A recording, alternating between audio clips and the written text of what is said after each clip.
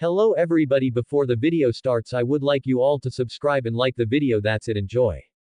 Lannister. Chapter 96. A Brush with Danger 2.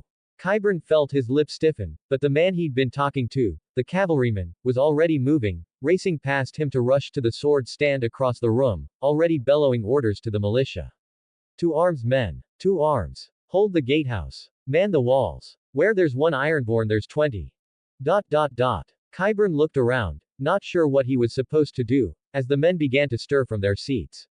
He certainly wasn't a fighter, not even at the level of a typical farmhand. After a moment of thought, he decided that the best place to be would be at Lord Callum's side.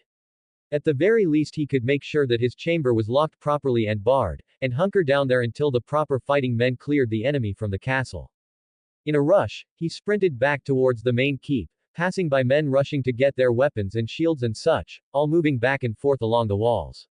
Down into the hallways of the keep, up the stairs, and through the door.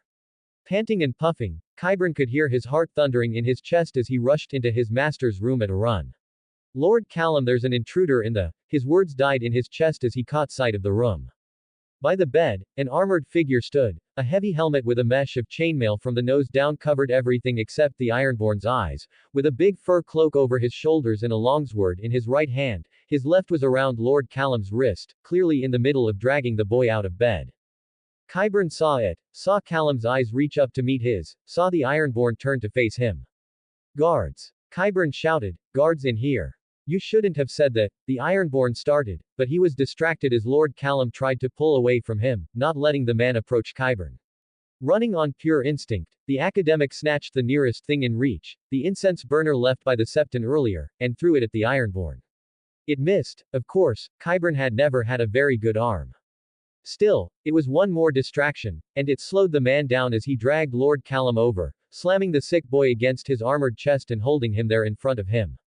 Qyburn saw the man start to walk forward, raising his longsword, but then one of the militia shoved by Qyburn, and the man halted, as another 3 arrived behind him. Even untrained, 4 men against 1 was bad odds, and he could hear even more coming up the halls. The Ironborn could too, as he changed his tactic at once. The blade came to rest in front of Callum's neck, like an oversized knife ready to slit the boy's throat. You Greenlanders are going to let me pass, or I'll take this brat to the drowned god with me. My father will skin you alive if you hurt me, and if you hurt me at all, you'll die anyway, Callum said in his croaking voice, coughing slightly. You might as well surrender. This was foolhardy. Quit your tongue or I'll cut it out for you. The Ironborn said, looking at Qyburn. You, old man, tell them to let me pass or the boy dies. Qyburn looked at Callum. The boy met his eyes. Callum shook his head. Qyburn nodded. Men, let him pass. Qyburn had come to his decision. His heart was pounding. It had never stopped pounding. He felt his stomach sinking. The risk, the danger. There was no good answer in a situation like this, but he had to follow through with the decision he'd made. The Ironborn's chuckle was dark as the militiaman looked nervously between him and Qyburn, but Qyburn spoke louder again. Let him pass. That is your lord's son. Qyburn, Callum said, sounding betrayed, but Qyburn met his eyes again, and Callum blinked in surprise, as the Ironborn man started to drag him towards the door. At least one Greenlander here can see. That was as far as the man got, right next to the door, because Qyburn with a yell, grabbed his sword arm, pulling it back from Callum's throat with a heave. Ah! Qyburn screamed as he pulled back on the arm with all his force. He could barely see what was happening, all he knew was that he was hanging off of the arm and pulling it back, away from his charge. He heard the grunt as Callum let himself fall to the ground, buckling his knees, and heard the shouts as the militia realized what was going on, dog-piling the Ironborn who was now grappled. The fight became a scrum on the floor as Qyburn felt something sharp slice his face. He knew it was bad when he tasted blood on his lips, but he didn't stop wrestling with the armored man. Not until he saw a small flailing limb and saw his chance, pulling Callum from the brawl even as the Ironborn managed to throw one of the militia off of him, getting to his feet but leaving his longsword behind. The man didn't even turn back to look at Callum or Qyburn, rushing out of the room like the hounds of hell were behind him. Or in this case, an entire castle full of soldiers. Qyburn, are you alright? Hold on. Callum's croaky voice came, as Qyburn touched his face and found his palm come back red. The Black Maester thought, the taste of copper thick in his mouth as the pain flared across his nose. In his work, he'd sliced open plenty of subjects, some willing, others not. He'd never been cut this badly himself though. It hurt a great deal. I rather don't like it. Balin Greyjoy Pav. That's it huh? Talby muttered under his breath, looking up at the castle of Reddinghall. It was the only source of light for miles, a stone keep and a short curtain wall, 12 feet high on top of a shallow hill and surrounded by brushland. Not much of a castle is it. Quiet. Balin said, his voice firm but barely over a whisper. And keep low or this won't work. Aye, Roderick muttered beside him. Keep your head down Talby. Balin sized the place up. He'd been to a lot of castles before and thought about how he'd take most of them. It was something he'd always done since he was a boy, dreaming of great battles, glory, and plunder. Well now he was a man, and here was his chance. A lot of men on the walls. He scratched his chin, bedded down in the brambles. Looks like they noticed their scout went missing. His gaze drifted up the sky. He was lucky it was overcast, the night was pitch black, and it let the rest of his forces move right up near the castle without being spotted. They had orders to rush in and kill the Greenlanders once the gates were open. He'd brought Talby and Roderick with him because they were his best warriors, and best suited for the mission he had planned. The idea was simple. He'd scale the walls somewhere quietly, let Talby and Roderick up with the rope in his back. Then he'd go kidnap the Lannister brat, haul him out at sword point, and order the fort to let him out the front gate or he'd kill the boy. The Lannister soldiers would do it, and when the gate was opened up his men, waiting in the dark a ways off from the castle, would rush in and take the castle from the weak Greenlanders guarding it. That was the plan at least, but with the number of guards on the wall, Balin was having a hard time finding a spot where he could climb it and not be seen. It wasn't altogether that large a castle and it was heavily manned. Looking at it, his eyes eventually drifted to the tall drum keep on the back of the fortress. At least 60 feet high, it had taller battlements than the rest of the fortress, but, as he watched, he could see only one watchman up on top of it, looking down over the rest of the keep with a crossbow. Balin tapped his finger on the cold, dry ground slightly, and whispered to his companions, how many stags would you bet that man atop the battlements never checks the back side of the keep? Talby mumbled, looking up. I don't see why he would, it's set at the steepest part of the hill, and tall enough that no sane man would climb it. He paused. With battlements like that, he'd need to lean over the side to look at the base anyway. Then that's where we'll strike, Balin said decisively. No sane man but I'm a squid. He chuckled darkly. Lannister. Chapter 97. Death or Glory I. With battlements like that, he'd need to lean over the side to look at the base anyway. Then that's where we'll strike, Balin said decisively. No sane man but I'm a squid. He chuckled darkly. It took them a good 10 minutes, shuffling slowly through the pitch-black brush, to reach the other side of the keep. Sure enough, there was no visible guard looking down the towering wall, which sat at the top of a steep slope. It looked like a great black monument in the night, only broken up by light creeping out of the few arrow slits cut in its flanks. Not a single window on the keep was big enough for a man to sneak in through. Wish they had some of those balconies that Greenlanders love so much, Balin grumbled, then swallowed. It really was a long way up. If Balin lost his grip on the stones, well he'd be dead and it wouldn't be his problem anymore. Death or glory? Balin put his hand against his chest and steeled his stomach.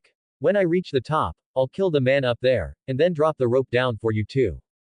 Are you sure you can climb that Longshanks? Roderick asked, and Balin decided he couldn't hold it against the man. Even he didn't know, so it wasn't insulting. Death or glory Rod, he said quietly. Only, if I don't. Make sure you recover my corpse. Father will want it. Balin chuckled, sounding braver than he felt, but, with hard-headed courage and cleverness, he approached that great black wall of stone, and he began to climb. It was painfully slow going, especially for an accomplished climber like Balin. He had been scaling cliffs since he was a boy for fun. The rocky walls of the Iron Islands had been his favorite playing ground, and soon he had graduated onto bigger cliffs. He had scaled the stones of the Iron Peaks on Great Wick, and the cliffs of Flint's Fingers at the foot of House Flint's old holdfast when he had visited with Euron. He had scaled the ancient stone walls of his family's home at Pike more times than he could remember, and compared to that great bulwark, this tower was much more roughly built, and easier to climb. That was, in daylight. In the pitch-black darkness that gave him and his men cover, it was an exercise in patience and endurance. Each new handhold he found was a fumbling, terrifying prospect, and while he searched the wall by little more than touch, he was forced to hang by his fingers and toes. By the time he was halfway up, a burning feeling had began to spread through his arms and legs, and Balin was starting to agree with the notion that only a madman would make a climb like this. Still, as he climbed, he did make time for one small distraction. Whenever he passed one of the windows, little more than arrow slits, he would peek through them. Most were little more than hallways or storerooms, but in those brief glimpses of the tower he was climbing, he began to build a map of it in his head. It was mostly assumption. He could hardly divine the whole keep's plans based on a few seconds-long glimpses inside, but Balin had been in a lot of castles, and small holdfasts like this one were common in the Iron Islands too. If he was in the right of it, then his target ought to be in the room right by the top.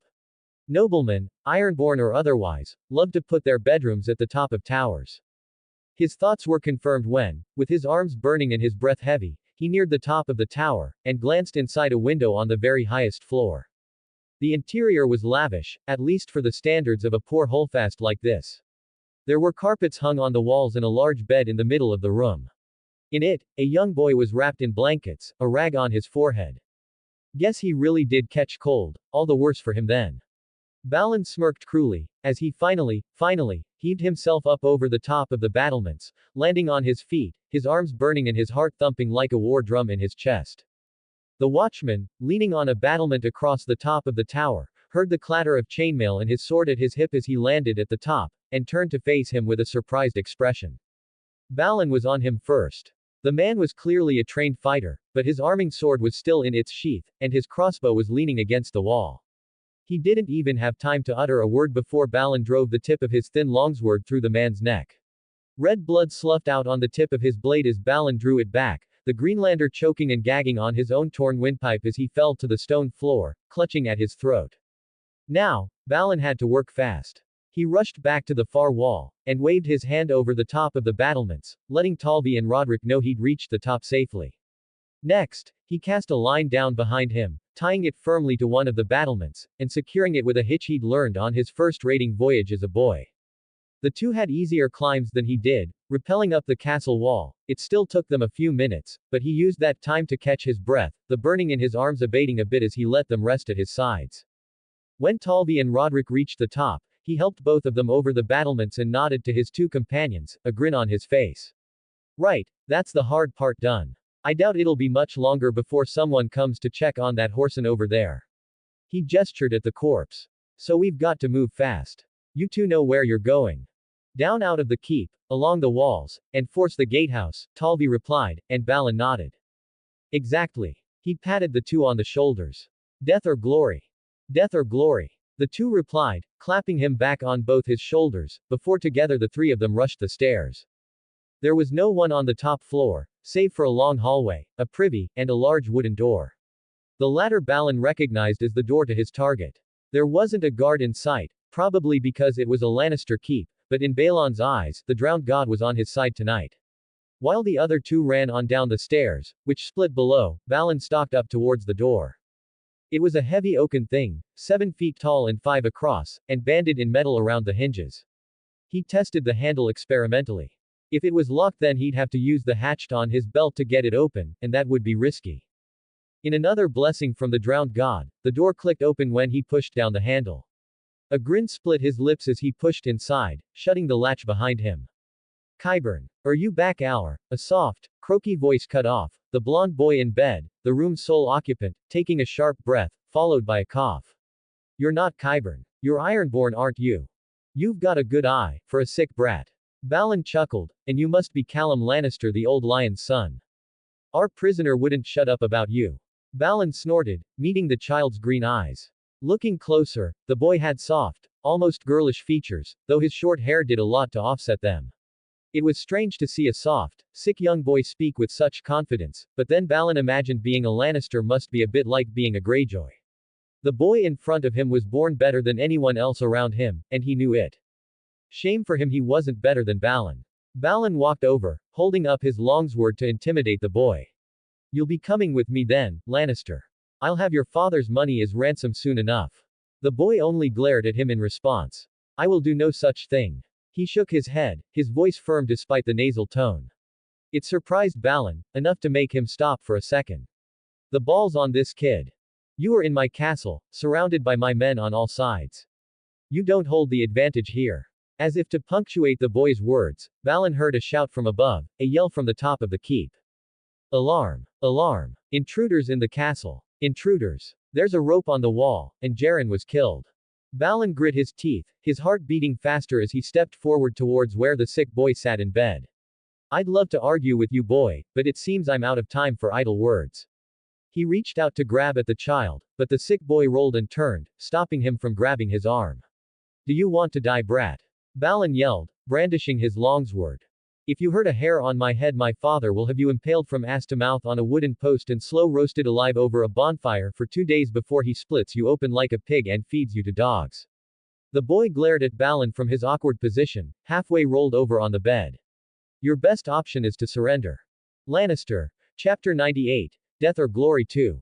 If you hurt a hair on my head, my father will have you impaled from ass to mouth on a wooden post and slow roasted alive over a bonfire for 2 days before he splits you open like a pig and feeds you to dogs. The boy glared at Balin from his awkward position, halfway rolled over on the bed. Your best option is to surrender. ... Like hell it is. Balin tackled across the bed and took hold of the boy's right forearm, dragging him back towards him.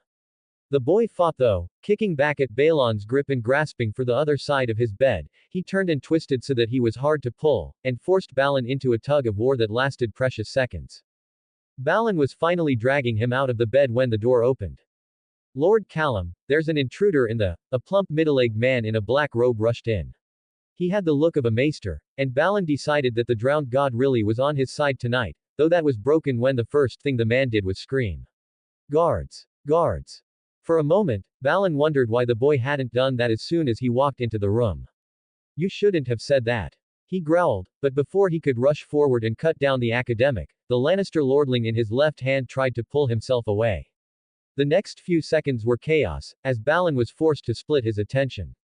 The man by the door threw something, but it missed, and that was what Balin needed to take back control of the situation, even as a group of militiamen filled the door of the room, armed with spears and shields. Balin, in response, slammed the annoying boy to his chest, and held his longsword near the boy's throat, letting them all see his hostage. You Greenlanders are going to let me pass, or I'll take this brat to the drowned god with me. Balin knew the threat was mostly hollow. He'd doubtless die if he killed the best. He could see the threat struck home though, as doubt began to show on the faces of the militia. Then the petulant brat opened his mouth once again, and the intimidation lessened. My father will skin you alive if you hurt me, and if you hurt me at all, you'll die anyway, the sick brat threatened with a cough, and Balin wondered if this little boy really didn't fear death. You might as well surrender, this was foolhardy. Balin felt his temper flare, tightening his grip on the boy and bringing his longsword closer to the boy's neck. Quit your tongue or I'll cut it out for you.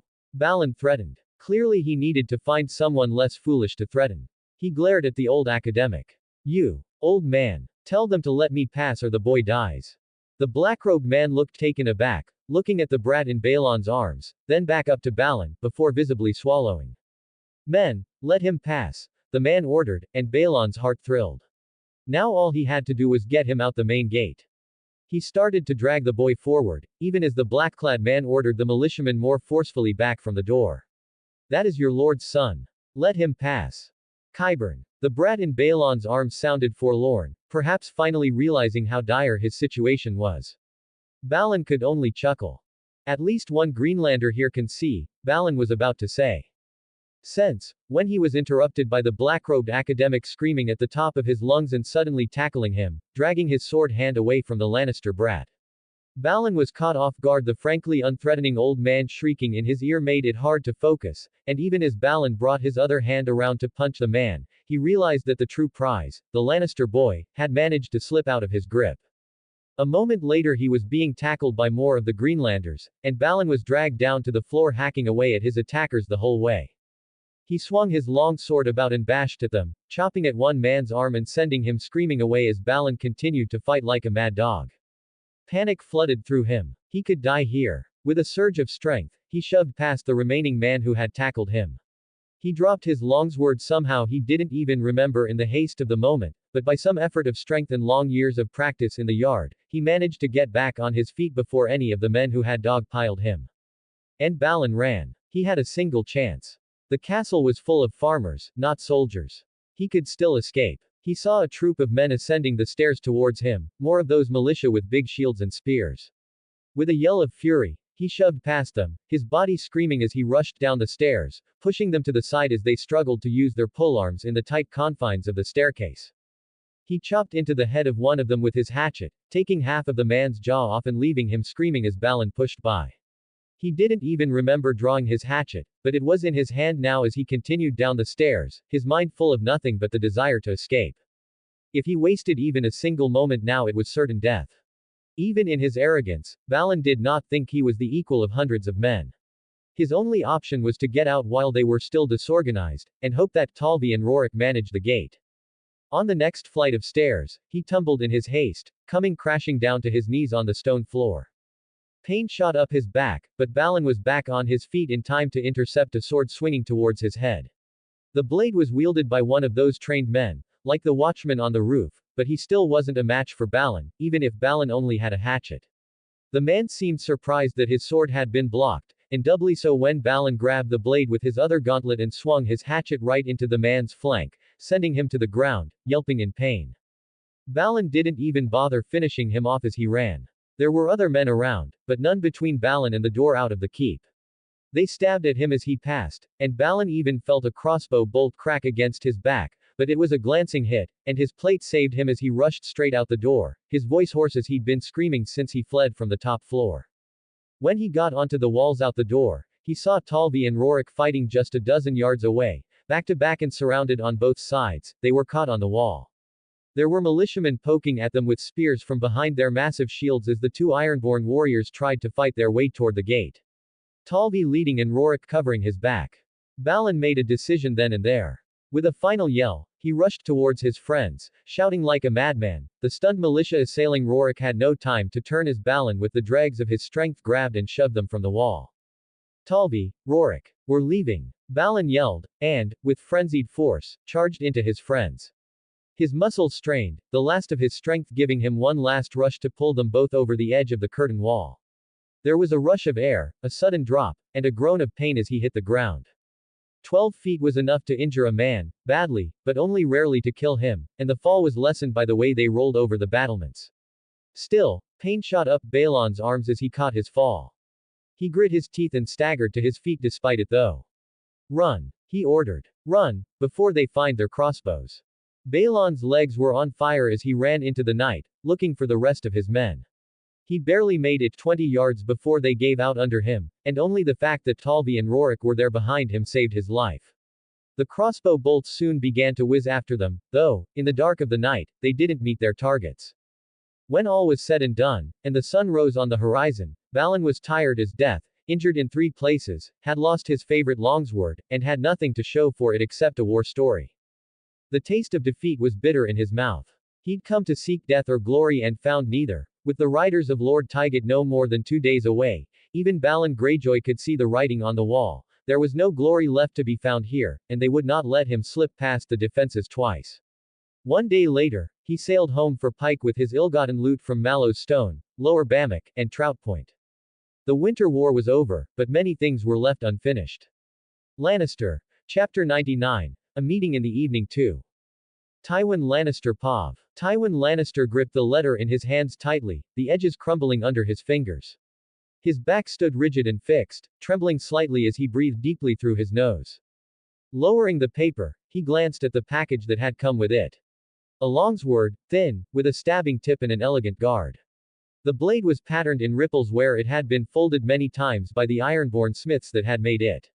An elegant blade, the sword of a nobleman, if Tywin had ever seen one. And an unmistakable squid carved into the pommel. This blade, Tywin had confirmed, had been pressed against his son's neck, against Callum's neck, by one of the Ironborn raiders on the north coast. By a man seeking to take his son hostage, no doubt to extract a great ransom from Tywin, and from House Lannister. That man was a Greyjoy. Or, at the very least, one of their vassals close enough to be given a sword of this value. It didn't matter which. Tywin tugged at his eyes. He would, of course, find the culprit who had been fool enough to attempt such a thing in time. That or he would burn House Greyjoy to the ground, whichever was more expedient. A Lannister paid their debts after all. Unfortunately, he would have to continue leaving the defense of his son, to Tywin for the time being. He was not angry with his brother.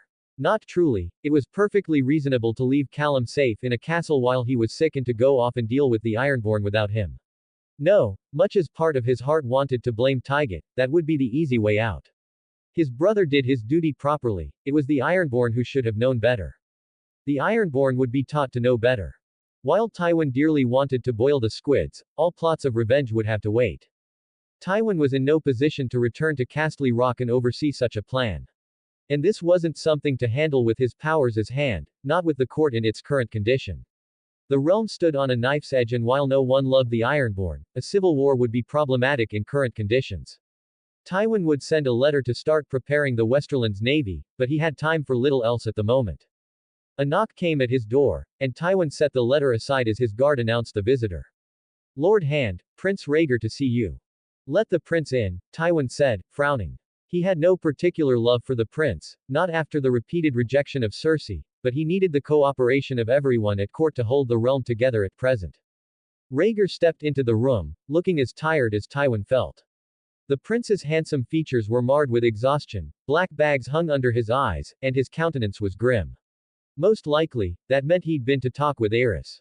Sir Arthur Dayne, ever the prince's confidant, stood behind him as his shadow, expression just as grim, though less obviously exhausted. Tywin nodded to both of them, gesturing to the seat by his desk. Have a seat, Prince Rhaegar. I doubt we'll be discussing anything pleasant today. MMPH, Rhaegar grunted, but took the offered seat anyway, and Tywin went to pour him a goblet of wine. A gift? Rhaegar asked suspiciously, glancing at the Greyjoy blade that still sat on his desk. In a manner of speaking. An Ironborn wielded it during an attempt to kidnap my son Callum during a battle in the Westerlands. Tywin narrowed his eyes. I'll deal with that soon enough, believe me. I wasn't aware the Westerlands were at war with the Iron Islands, Rhaegar commented dispassionately, looking up at Tywin. That sounds like a violation of the king's peace. The word came out bitterly. Tywin frowned, pushing an ornate wine goblet across his desk for the prince. It is, but normally it rises only to the level of petty brigands. Occasionally Ironborn fishermen turn raider and make opportunistic landings on the north coast of the Westerlands. The region is a hopeless backwater, but I've sent my brother to go deal with the issue. Apparently, he executed some more prominent raider's son, and a blood feud's been started. I'll have to step in myself now that they've made a personal attack on Callum. Do try to resolve it in a manner that doesn't cause a giant war with the Iron Islands, Rhaegar said, sighing and sipping his wine. A bloody civil war is the last thing the realm needs right now. Tywin nodded at his words, grimacing as the real subject of this meeting reared its ugly head. So, Tywin started, how is he? There was no need to specify which he was referring to. Father is mad with grief. Still, Rhaegar said quietly, drowning and staring into his cup. He would barely speak to me today. Belua had better luck, but only just. The prince sighed. He refuses food from the servants, babbling about poison and plots and curses, and he has grown thin and pale, locked up in his chambers tearing at his hair. Tywin sighed. He had little love left for Aerys, but he sympathized with the man's grief. When Joanna died, it had felt to Tywin as if all the color in the world had drained away. From the way Aerys had snapped at Rhaella's funeral, the grief must be no less potent for him. I take it that the king does not intend to restore the small council at the moment then, Tywin asked, already knowing the answer, but needing the small nod that Prince Rhaegar returned to be sure of his course. Unfortunately, Aerys combined his entirely understandable grief with his characteristic hard-headed foolishness. Dismissing the small council, shoving the entirety of the realm's affairs into Tywin's hands while he grieved and starved himself to death in the royal chambers, was the utter height of foolishness.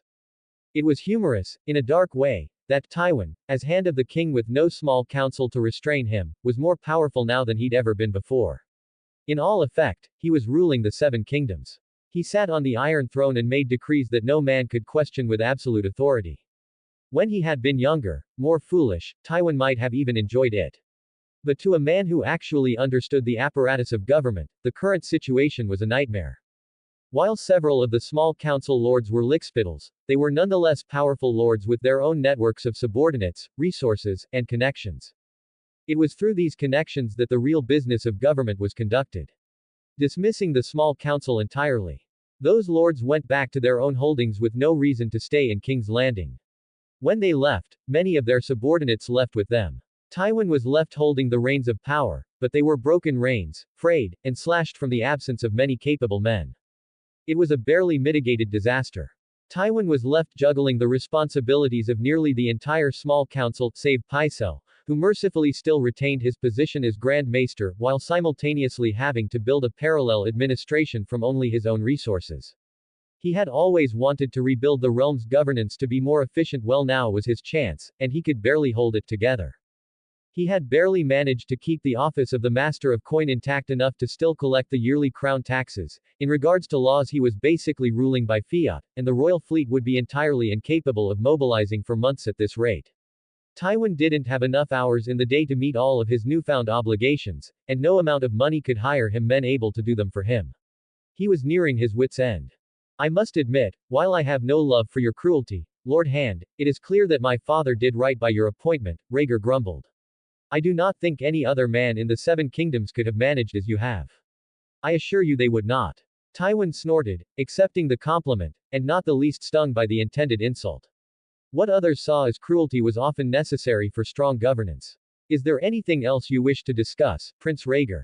Just one thing actually. The silver-haired man said, a brighter tone arriving in his voice. I had heard that you were planning to host a tourney in Lannister, prior to all of this mess at court. Something about finishing construction of a large statue. Rhaegar smiled. I was in Dragonstone when it was announced, but I had been meaning to ask you, are you still planning to host it, once father recovers his wits, I mean? Lannister. Chapter 100. A meeting in the evening too. Tywin Lannister Pav. Just one thing actually. The silver-haired man said, a brighter tone arriving in his voice. I had heard that you were planning to host a tourney in Lannister, prior to all of this mess at court. Something about finishing construction of a large statue. Rhaegar smiled. I was in Dragonstone when it was announced, but I had been meaning to ask you, are you still planning to host it, once father recovers his wits, I mean? Tywin raised his eyebrow. He hadn't thought about the tourney he'd been planning in some 2.5 months, not since winter came on and Queen Rhaella's health took a turn for the worse. I suppose I will still hold the tourney, yes. Tywin tapped his finger. Though not, I should think, until this winter breaks. The high passes of the Westerlands are likely sodden with snow in these conditions. Ah. Prince Rhaegar nodded. I hadn't thought of that. When you do host it, I would like to be invited. The Targaryen heir smiled softly, seemingly getting a bit of energy back. Tywin was unimpressed. Rhaegar had been vastly more reasonable than his father these past 2 months, but that sensibility was not a balm for earlier grudges. You'll receive an invitation, should you swear to avoid making advances against either of my sons betrothed. Rhaegar paled a bit, as he should. That was not but a bit of youthful indiscretion, Lord Tywin. I am married now and with a young son. I would not dishonor them or you. You were prepared well enough to dishonor me before when it suited your fancy. Tywin stared the prince down. The crown prince looked distinctly uncomfortable, as Sir Arthur Dayne stood to his feet protectively. You should not extort the prince with such pointless oaths. Dayne, the loyal friend as ever, stepped in front of Rhaegar to take his place in Tywin's gaze. Tywin was unimpressed. It is a simple measure. If he cannot swear to uphold even such a basic decency, then the prince is a barbarian, and he shall not be invited. He glared at the man. Stand down, Sir Dayne, I have made no threat upon his person, and you have no right to intervene as such. Admirable as your loyalty, you match it with a lack of restraint. Dayne frowned and made to reply, but Rhaegar stopped him, standing himself and pushing the other man back. He stood across from Tywin at his desk and looked down at him. You are right, Lord Hand, Rhaegar said, frowning, but not angry by his tone. It is a simple thing, and I understand why you demand it. I shall swear it now, by the old gods and the new, I shall make no advance upon any woman betrothed to a man of House Lannister, either at your tourney or at any time hereafter. He seemed to relax a bit as he finished. With that oath taken, I hope there can be better relations between us. Tywin was pleasantly surprised by the prince's choice. Perhaps he really would be a better king than his father. Nodding in acceptance, Tywin replied, I am not opposed to it. Consider whatever debt you owed me repaid. You shall have your invitation. The oath itself was trivial, instead, it was the humility and admission of guilt that paid the debt. Given the current situation, it was an acceptable price, just like the invitation wasn't what Rhaegar truly sought from Tywin. Thank you. Rhaegar nodded. Come, Arthur, our Lord Hand has more than enough duties to attend to. I will try to impress upon my father the need for a small council once more in the morning. Tywin watched them go, nodding lightly as the prince left. Snorting, he reached for a pile of accounts that he needed to get done before dinner. If Prince Rhaegar was going to be reasonable from now on, then Aerys really ought to hurry up and starve himself to death in grief. Lyman Pav. Lyman felt his arms burn, his back ache, and his body protest as he stood up to his feet, groaning and wiping the sweat off his brow. Looking back behind him, he saw that he wasn't the only one. It was cold outside, cool and damp, but he was still sweating right down the back of his shirt as he once again lifted his hammer high, and drove a timber down into the ground. It had been 6 months now since he rode with Lord Tywin across the north coast, fighting Ironborn, and butchering the bastards who raised the running country. There hadn't been a raid since, and for a while, Lyman had been worried that the cavalry would be dissolved, and he'd end up schlepping back to his old parents' farm, not knowing what to do with his life. Well, the farm looked fairly good now. Lyman wasn't entirely clear on all of the details. It wasn't like he was invited to the meetings with the knights and lords and such, but he did talk to Lord Callum a fair amount, and from the squire he'd gleaned that there was great discussion over how to truly head off any future raids. Of what had gone well in Lord Tywin's defense from the Ironborn, and of what had gone poorly. They had eventually decided on some measures to harden the northern coasts against further attacks, measures that they went to work on immediately. One of those measures had Lyman out here hammering down 8-foot half-timbers into the bottom of a damp trench in the middle of nowhere. Corduroy, Callum had called it, a way of putting fast roads in place that were more stable than simple dirt tracks, especially in winter. Lyman didn't care much what it was called, but he certainly was coming to understand how it was built. About 200 feet ahead of him, a team of 4 horses was dragging iron plows to break the ground that the road was set to run through. Behind them, several men with shovels were cutting into the now broken earth with shovels and occasionally picks. The shovels were used to remove dirt to the side while the picks were used to break up larger rocks or to pull them out of the roadway. A heavy wooden beam was then dragged behind them to flatten out the bottom of the trench. The men and horses cut a trench about 12 inches deep and 8.5 feet wide, into which 8-foot-long half-timbers from trees with trunks between 5 and 7 inches across were driven into the soil, one after the other. Every timber needed about 6 good whacks with Lyman's hammer to fix it into the soil, and once it was done, he'd move on to the next one. A 6-inch gap was left in the bottom of the trench on the downhill side of the road, and periodically breaks were cut in the side of the trench to allow water to drain out. Some ways back another group of men laid down a mixture of shells and gravel taken from the bottom of the many streams that ran across the coast. This created the actual road surface, but the gravel was uneven enough to let water run through it, which would fill the drainage trench and let it run downhill out of the road instead of bogging it down. Another team of horses ran along behind that, running a large heavy wooden beam across the top of the road, leaving a flat surface behind. The end result was a road that, though not paved in stone like the Valyrian roads of Essos, was flat to walk on, firm, and did not become unnavigable in the rain that was so common in the Westerlands, especially during winter. Overall, Lyman rather liked the idea of the roads, as a finished product, but he did not appreciate being put to work building them. He had joined up with Lord Tywin to be a soldier, a cavalryman, and to take revenge on the Ironborn. Well, he was inarguably a cavalryman now, and he'd had his taste of revenge, but a road builder also. That wasn't the sort of work he or many of the other men enjoyed. Well, at least he wasn't a rock breaker. Lyman carried on driving the timbers into the trench, one at a time, for another 2 hours, before Sir Plymouth, who was leading the road-building effort, called a halt to the construction for the men to rest and eat lunch. The men all lined up and were given a bit of salted pork and a small loaf of bread for their midday meal, and Lyman went to go find a tree stump to sit on where he could look down over the road they were building. When he looked at it from up here, it really wasn't a bad little road.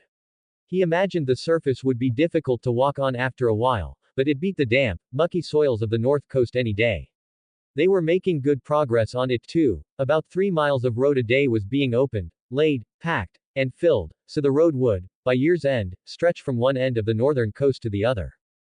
As he was looking at the finished part of the road, stretching off for miles and miles behind them through the heath, he noticed that there was a party of horsemen riding up from the distance, the banner of Lord Tywin amongst them. It wasn't a rare sight. The Lord Temper came out to check on the road's progress a few times a month, rotating between it and the other projects he was leading to harden the north against future raids.